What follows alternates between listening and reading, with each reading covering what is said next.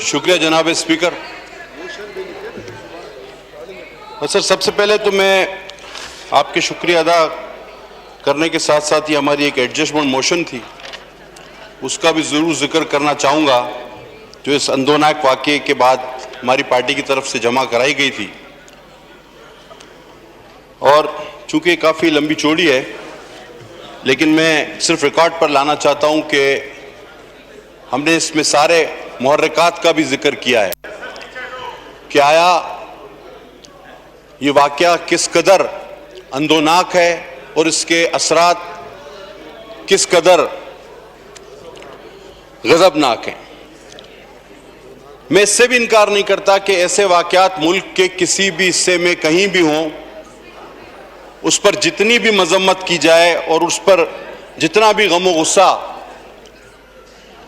उसका इज़हार किया जाए वो कम है। लेकिन मैं हमेशा कहता हूं कि जनाब, वाक़यात अल्लाह करे कि ना हो, लेकिन हो जाते हैं। वक्त करता है परवरिश बरसों, हादसा एकदम नहीं होता। लेकिन जनाबे वाला, अभी जिस तरह के वजीर मौसूफ ने कहा कि बहस किसी और चीज पर हो रही है और हम कॉन्फिडेंस नहीं दिला रहे उन माओ बहनों को, उन माँ बहनों के वारिसों को, उन माँ बाप को, तो कॉन्फिडेंस तो आपके सीसीपीओ साहब ने इतना दिला दिया है कि हमें उस मजीद कॉन्फिडेंस दिलाने की तो जरूरत ही पेश नहीं आई। आपके सीसीपीओ साहब ने इंतहाई कॉन्फिडेंस के साथ कह दिया है कि ये तो 12 बजे निकली क्यों, ये तो फ्रांस के स्टेट ऑफ माइंड में अभी तक घूम रही है। ये तो रात को उनका लबोलुबाब ये था कि शाम के बाद खवातीन के लिए पाकिस्तान कोई महफूज जगह नहीं। तो जनाबे वाला, आप इतने सारे ऑर्डिनेंस निकालते हैं, एक नोटिफिकेशन निकाल दें कि शाम 6 बजे बाद खवातीन घर से बाहर ना निकलें। हिम्मत करें।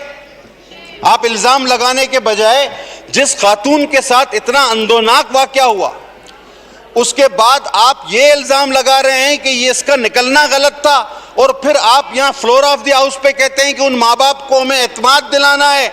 ओ भाई, एतमाद की जगह छोड़ो तो हम एतमाद दिलाएं। जनाबे वाला, ये एक मामूली वाक़या नहीं। आप अगर इस तसलसल को उठाकर देखेंगे तो आपके ये 2 साल इस तरह के वाक़यात के तसलसल के साथ गुजरे हैं। हमारे पाकिस्तान के 2 साल, अगर हम फर्स्ट स्टेज पे इन चीजों को एड्रेस कर लेते तो शायद इस कौम की बेटी के साथ ये दर्दनाक वाक़या पेश न आता।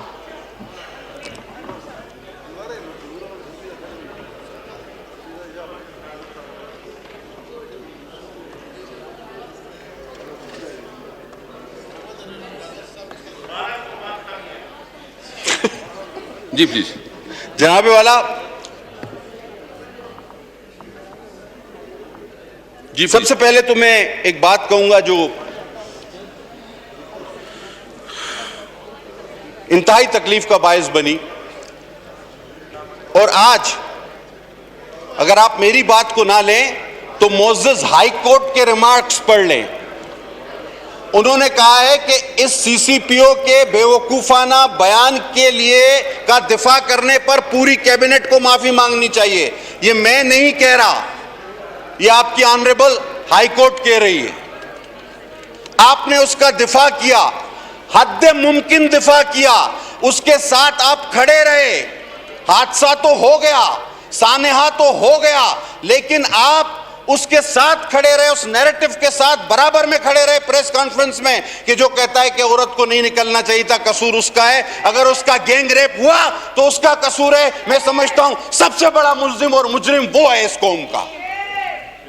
आप किस तरह बात करते हैं कि हमें बहस जो है वो हम उसका डायरेक्शन चेंज कर रहे हैं? नहीं, आप पहले मौके पर जब 30 बच्चों का रेप करके वो मेरी बात हुई थी अली मोहम्मद खान से उस दिन, सोहेल अयाज, उसने 30 बच्चों का रेप करके जब डार्क वेब पर वीडियो अपलोड की, आज उसको प्रॉपर वे में सजा हो जाती, ये वाकया ना होता। आपने सानिया साहिवाल पर मुक्के ले रहे थे, आज अगर उसका रिजल्ट आ जाता ये वाकया ना होता। लेकिन हद है जनाब वाला, मैं कम से कम एक बात करूंगा सर, मेरे थोड़ी बात करने दें। देखिए, हमें 80 की दिहाई में निजाम मुस्तफा के नाम पर, मेरे ख्याल में पब्लिक हैंगिंग के बारे में आप क्या कहते हैं? इस वक्त तो ये सूरत हाल ऐसी है कि इस किस्म की सिचुएशन में जब पब्लिक हैंगिंग नहीं होगी तो कोई और रास्ता नहीं होगा।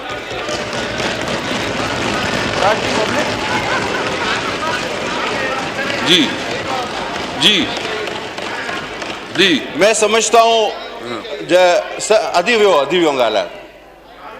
जनाब वाला, अभी यहां बात हुई, आपके कानून में किस जुर्म की सजा मौजूद नहीं?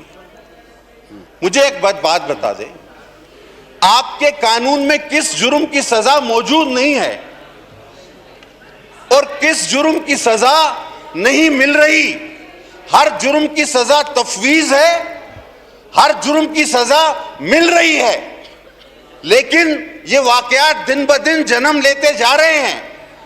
आखिर हम माशरे की क्या अक्कासी, ये हमारा रिफ्लेक्शन है।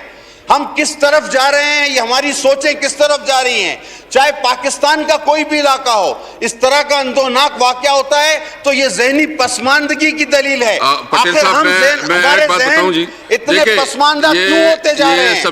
ये सबसे मुकद्दस इदारा है। हमारी रिस्पांसिबिलिटी है कि अगर कानून साजी में कोई सिकम है, इस सिकम को ख़त्म करे। अगर कोई हमारी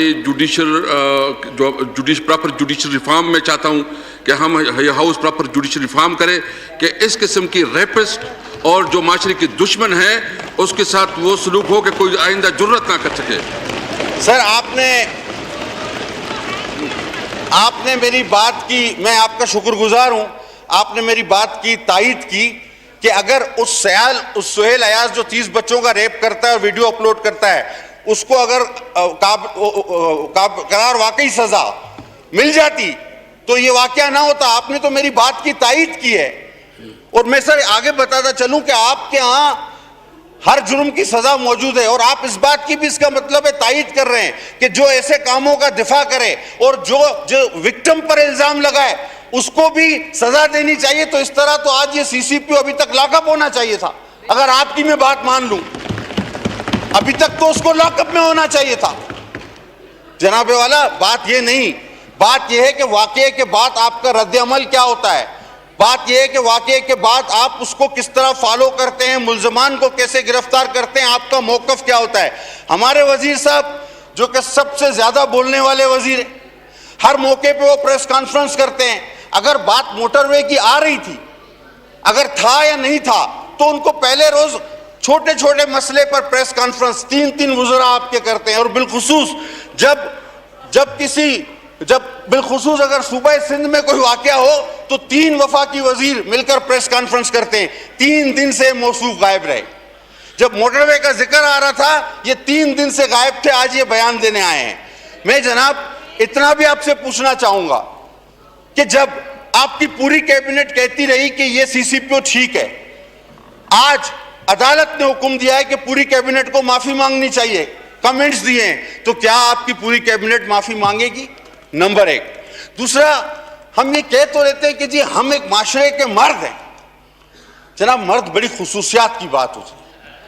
अल्लाह ताला ने मर्द को और औरत को जब अलग अलग बनाया तो बड़ी खुसूसियात के साथ जुदा किया है। हमें वो खुसूसियात भी हों, हम मर्द बन के फिर आगे भी बढ़े।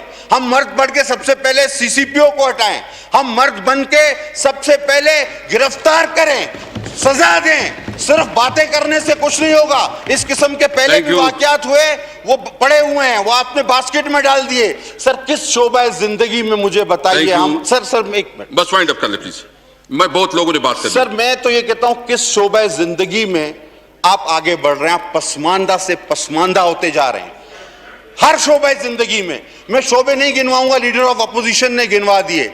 मैं तो ये कहूंगा सर कि आप कहते ना एहसास, अगर वजीर मौसूफ की गाड़ी का पेट्रोल किसी ऐसी जगह पे मोटरवे पे खत्म हो जाए तो फिर पता चलेगा कि उस बच्ची के साथ क्या हुआ, फिर इनको पता चलेगा। एक मिनट पटेल साहब, एक जो देखिए ये बात आप हर एक चीज को पॉलिटिक्स की नजर करते हैं।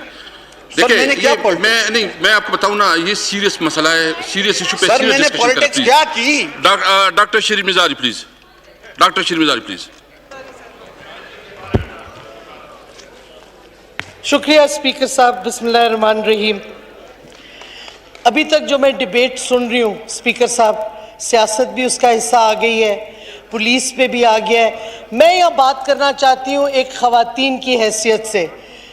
मैं समझती हूँ ये कहना कि किसी की माँ है, किसी की बेटी है, किसी की बच्ची है, इस तरह ना कहें।